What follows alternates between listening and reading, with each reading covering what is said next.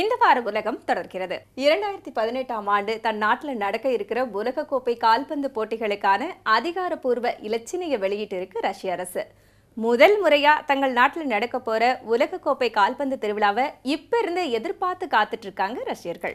2018ஆம் ஆண்டு உலகக்கோப்பை கால்பந்து போட்டிக்கான அதிகாரப்பூர்வ இலச்சினையை விண்வெளியில வெளியிட்டு உலக நாடுகளையே ஆச்சரியப்படுத்தி இருக்கு ரஷ்யா. சர்வதேச விண்வெளி மையத்தில் இருக்கிற ரஷ்ய விண்வெளி வீரர்கள் இந்த இலச்சினையை வெளியிட்டாங்க. மேலும் வரலாற்று சிறப்புமிக்க போல்ஷாய் தியேட்டர்ல லேசர் ஒளி வெள்ளத்துல இந்த இலச்சினையை ஆயிரக்கணக்கான மக்கள் பார்த்து மகிழ்ந்திருக்காங்க. 2018ஆம் ஆண்டு ரஷ்யாவில் நடைபெறவுள்ள உலகக்கோப்பை கால்பந்து போட்டிகளுக்கான அதிகாரப்பூர்வ இலச்சினை கடந்த செவ்வாயன்று வெளியிடப்பட்டது. ஃபிஃபா எனப்படும் சர்வதேச கால்பந்து சம்மேளனம் நடத்தும் 21வது உலகக்கோப்பை கால்பந்து போட்டிகளை நடத்த ரஷ்யா தேர்வு செய்யப்பட்டுள்ளது. முதன்முறையாக தங்கள் நாட்டில் உலகக்கோப்பை கால்பந்து போட்டிகள் நடக்க உள்ளதால் அதற்கான பணிகளை இப்போதிருந்தே தொடங்கிவிட்டது ரஷ்ய அரசு. இதன் முதற்கட்டமாக 2018ஆம் ஆண்டு உலகக்கோப்பை கால்பந்து போட்டிகளுக்கான அதிகாரப்பூர்வ இலச்சினை வெளியிடும் விழா ரஷ்ய தலைநகர் மாஸ்கோவில் கோலாகலமாக நடைபெற்றது. ஆனால் இந்த இலச்சினை தமது நாட்டில் வெளியிடும் முன்பு சர்வதேச விண்வெளி மையத்திலிருந்து வெளியிட ரஷ்ய அரசு முடிவு செய்திருந்தது. இந்த திட்டத்தின்படி சர்வதேச விண்வெளி மையத்தில் தங்கியுள்ள ரஷ்ய விண்வெளி வீரர்கள் இலினா சரோவா, அலெக்சாண்டர் செவ்குட்டேவ், மெக்சிம் சுரைவ் ஆகியோர் இலச்சினை வெளியிட்டனர். இந்த நிகழ்ச்சியை நேரடியாக திரையில் கண்டுகளித்த பிறகு அதிகாரப்பூர்வமாக இலச்சினை வெளியிடும் நிகழ்ச்சி தலைநகர் மாஸ்கோவில் நடைபெற்றது. இதற்கென பிரத்யேகமாக தொலைக்காட்சி நிகழ்ச்சி ஒன்று ஏற்பாடு செய்யப்பட்டிருந்தது. இந்த நிகழ்ச்சியில் கலந்து கொண்ட ஃபிஃபா சம்மேளன தலைவர் விளாடர், எலோசி தலைவர் விட்டாலி முட்கோ, ஃபிஃபா சம்மேளனத்தின் செயலாளர் ஜெரோம் வாக், ஜெர்மனி கால்பந்தாட்ட வீரர் ஃபாபிகா கனவெரோ உள்ளிட்டோர் 2018ஆம் ஆண்டுக்கான உலகக்கோப்பை கால்பந்தாட்ட போட்டிகளின் அதிகாரப்பூர்வ இலச்சினை வெளியிட்டனர். இதனிடையே ரஷ்யாவின் புகழ்மிக்க கலையரங்கமான போல்ஷாய் தியேட்டர் முகப்பில் உலகக்கோப்பை கால்பந்து இலச்சினை லேசர் கதிர்கள் மூலம் ஒளி ஓவியமாக காண்பிக்கப்பட்டது. இந்த நிகழ்ச்சியை ஆயிரக்கணக்கான ரஷ்ய மக்கள் கண்டுகளித்து ஆரவாரம் செய்தனர்.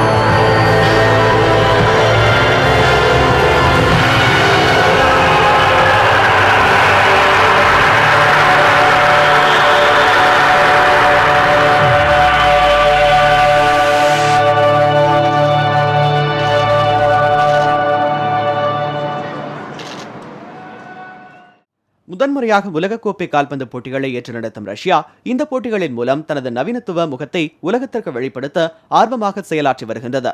சோவியத் அரசிலிருந்து பிரிந்த பல்வேறு நாடுகளுடனும் ஐரோப்பிய கூட்டமைப்புடனும் உறவுகள் சரியில்லாத நிலையில் 2018ஆம் ஆண்டு உலகக்கோப்பை கால்பந்து போட்டிகள் எத்தகைய விளைவுகளை ஏற்படுத்தும் என்பதை பொறுத்திருந்துதான் பார்க்க வேண்டும். 400 வருஷம் 4000 வருஷத்துக்கு முந்தைய வரலாற்று சம்பவங்களை எல்லாம் நாம படிச்சுதான் தெரிஞ்சுக்க முடியும், நேரடியா பார்க்க முடியாது. ஆனா 40,000 வருஷத்துக்கு முந்தி இந்த பூமியில வாழ்ந்த உயிரினத்தை நம்ம கண்ணால பாக்குறோங்கிறத நினைச்சா ரொம்ப பெருமையா இருக்கு. 40,000 வருஷத்துக்கு முன்னாடி வாழ்ந்து மறைந்த மேமுத் ஒன்னு சேதாரம் ஆகாம அதே வடிவத்தோட ரஷ்யாவோட யுகா பகுதியிலிருந்து மீட்டிருக்காங்க. மேமுத் அப்படிங்கிறது நம்ம யானை இனத்தோட முன்னோர்கள்னு கூட சொல்லலாம். யானைகளை விட பிரம்மாண்டமா நீண்ட தந்தங்களோட வளைய வந்த மேமுத்துகள் இனம் காலப்போக்கில் அழிஞ்சு போன இனமா மாறிடுச்சு. பூமியில வாழ்ந்த இந்த அரிய உயிரினத்தை ஜப்பான் மற்றும் தைவான் நாட்டில் காட்சிக்கு வைக்க போறாங்க அப்படிங்கிறது தான் தற்போதைய செய்தி. கிட்டத்தட்ட 40,000 வருடங்களுக்கு முன் வாழ்ந்த மேமுத் ஒன்றின் உடல் ரஷ்ய தலைநகர் மாஸ்கோவில் காட்சிக்கு வைக்கப்பட்டது. ஆயிரக்கணக்கான ஆண்டுகள் கடந்தும் சிதிலமடையாத மேமுத்தின் உடலை பார்த்து ரஷ்ய மக்கள் ஆச்சரியமடைந்தனர். மேமுத் இனம் என்பது தற்கால யானைகளின் மூதாதையர்கள் ஆகும். ஆனால் யானைகளை விட மிகப்பெரிய உடலையும் தந்தங்களையும் கொண்ட மேமூத்துகளின் உடல் கம்பளி போன்று அடர்ந்த முடிகளை கொண்டு மூடப்பட்டிருக்கும்.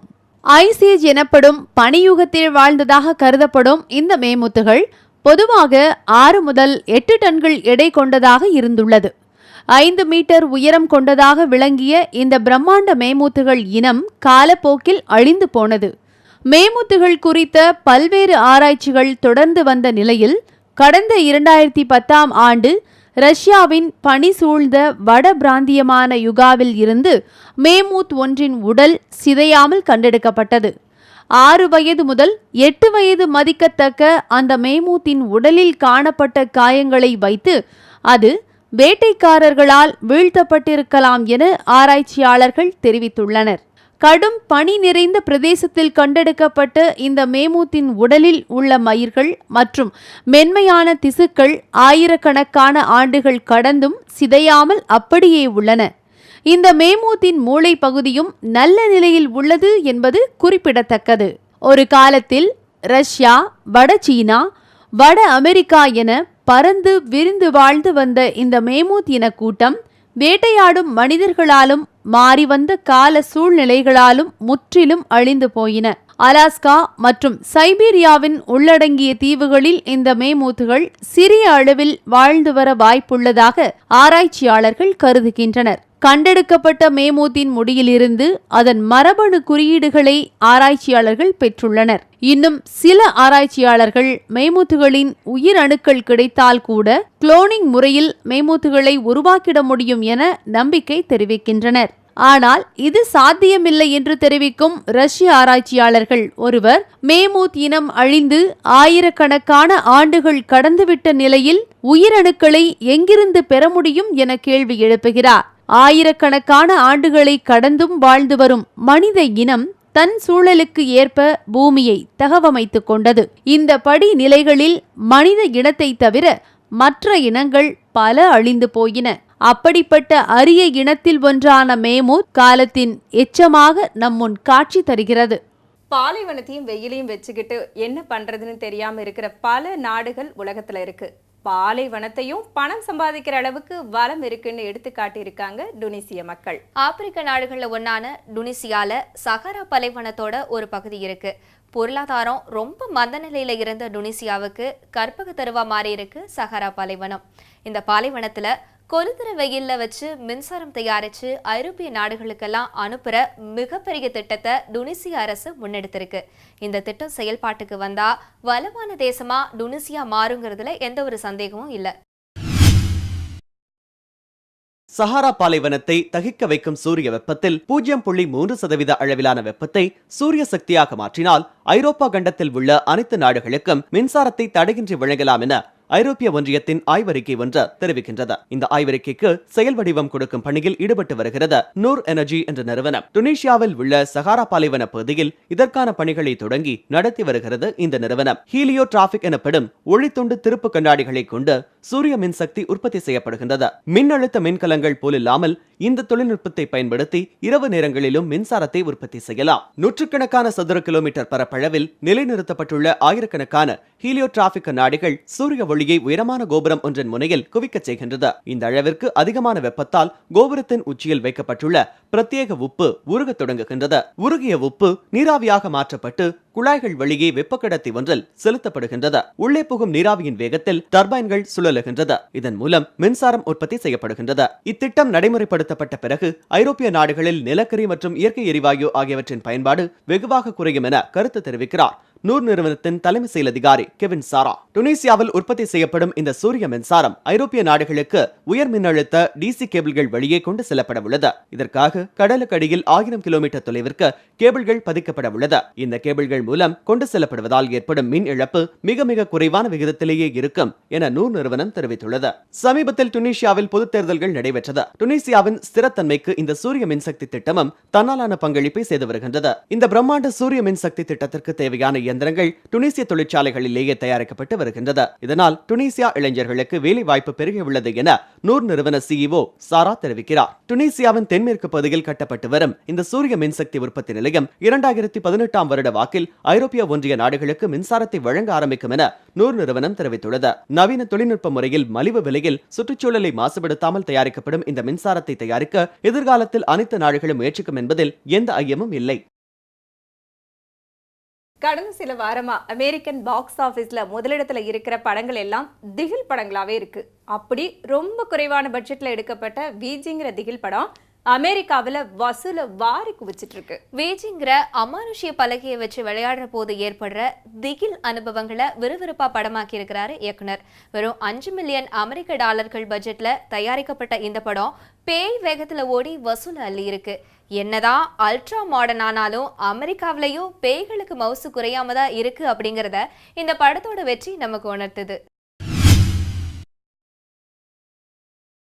கடந்த வாரம் அமெரிக்காவில் வெளியான ஹாலிவுட் திரைப்படம் வீஜி வசூலை வாரி குவித்து வருகிறது. சூப்பர் நேச்சுரல் த்ரில்லர் வகையைச் சேர்ந்த திகில் படமான வீஜி வெளியான நாள் முதலே அமெரிக்க ரசிகர்களின் அமோக வரவேற்பை பெற்றுவிட்டது. வெறும் 5 மில்லியன் அமெரிக்க டாலர்கள் பட்ஜெட்டில் உருவாக்கப்பட்டுள்ள இந்த படத்தின் திரைக்கதையை எழுதி இயக்கியுள்ளார் பிரபல இயக்குனர் ஸ்டைல்ஸ் ஒயிட். இந்த திகில் திரைப்படத்தில் ஒலிவியா குக், டேரன் கெக்ஷாப், டக்ளஸ் ஸ்மித், பியாங்கோ சென்சிட்டிஸ் உள்ளிட்ட பலர் நடித்துள்ளனர். பண்டைய விளையாட்டு பொருளான வீஜி பலகையை கண்டெடுக்கும் டெப்பி என்ற இளம்பெண் அந்த பேசும் பலகையை வைத்து விளையாட முற்படுகிறாள். பேய் பலகை என்பதை அறியாமல் விபரீத விளையாட்டில் ஈடுபடும் டெபி மர்மமான முறையில் கொல்லப்படுகிறாள். தன்னுடைய தோழியின் மரணம் குறித்த மர்மத்தை ஆராய முற்படுகிறாள் லைனே. இந்த துப்பறியும் பணிக்கு லைனேவின் நண்பர்களும் உதவுகிறார்கள். இந்த துப்பறியும் பணியில் லைனேவும் அவளது நண்பர்களும் எதிர்கொள்ளும் சம்பவங்களை மிகவும் திகிலான முறையில் காட்சிப்படுத்தியுள்ளார் இயக்குனர் white. What's going on?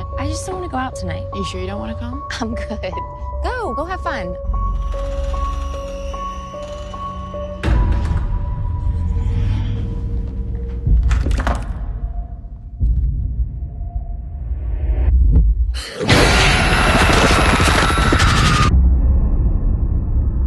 You ever feel like even after someone you love has died, there's still a way you can talk to them?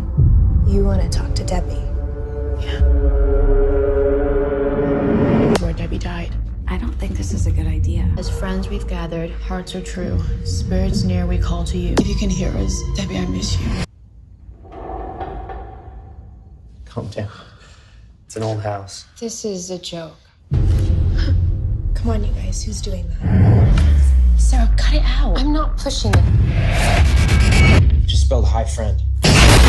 Hey, this is freaking me out. I'm done with this. I found something. I wanted to get this on camera. I found something in my house. Weird things started happening as soon as I found the board. Debbie found the board in her house. She woke something up. Is somebody there? This thing, it's haunting us. Hello? It's coming for all of us. So who's next? How do we stop this? You have to break the connection, or it will keep coming for you. We have to play the game again. One last time. As friends we've gathered, hearts are true, spirits near we call to you. Can you show us a sign?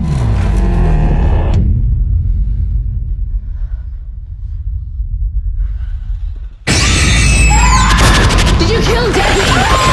We're done! We're not playing anymore! It's not even real, okay? It's just a game.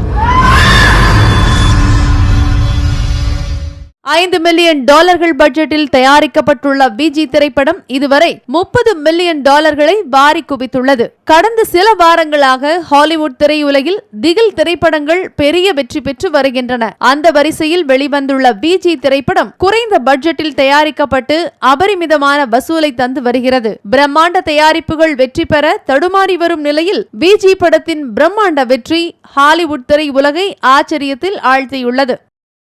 இத்துடன் இந்த வார உலகம் நிறைவடைகிறது. மீண்டும் அடுத்த வாரம் சந்திப்போம்.